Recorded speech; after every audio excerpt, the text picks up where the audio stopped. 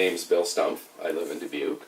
I have 3 kids that are raised. My youngest is son Kyle, who's 26, and he is currently employed in the community. You know, when Kyle was finishing up with high school, I was determined through the team, including myself, that it would probably be best for him to start out in a pre-voc setting at Goodwill, and that has continued up till this point. He's still working there part-time.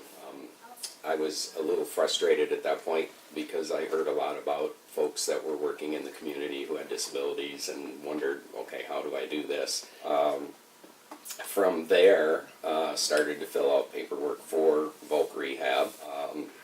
Wanted to make sure that we'd get people that were willing to look outside the box, because Kyle was probably somebody who was thought of as unemployable, sort of. And what was good about coinciding with getting involved with voc rehab is that we could make sure that everything was in order. We could get job coaching in place, which we did, which has been extremely beneficial, obviously for Kyle, but also for the employer to know that they're not flying alone, that the supports are there for them.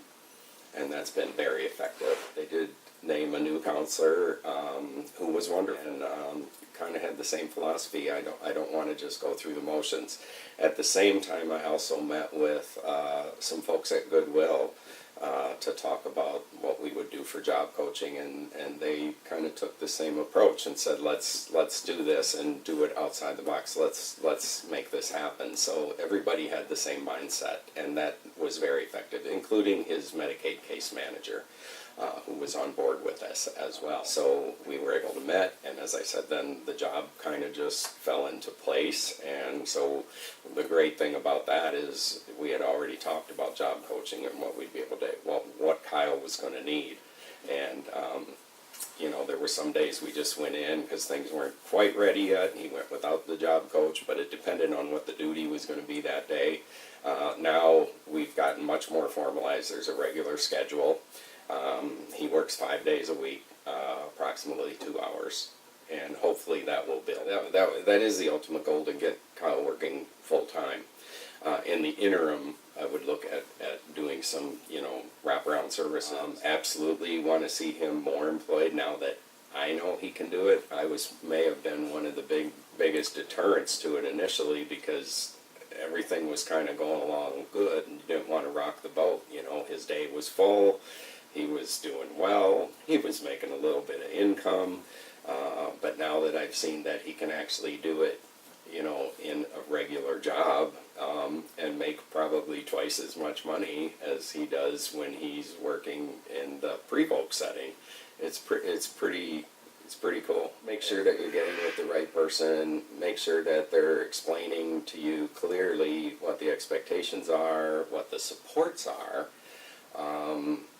and totally understanding that. Also have other folks involved in that process. I involved my daughter because she will be his guardian someday, so I wanted to make sure she understood the system.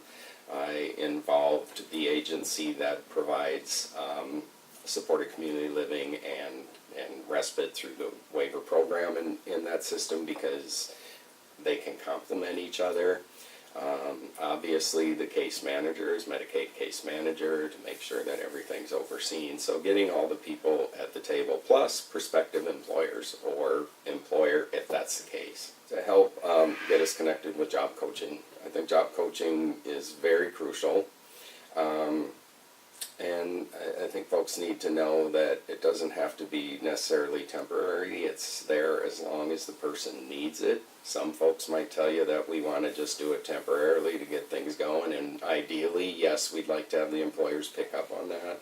But if there's not a good comfort level there, I think they need to know that that can be there as long as the person needs it.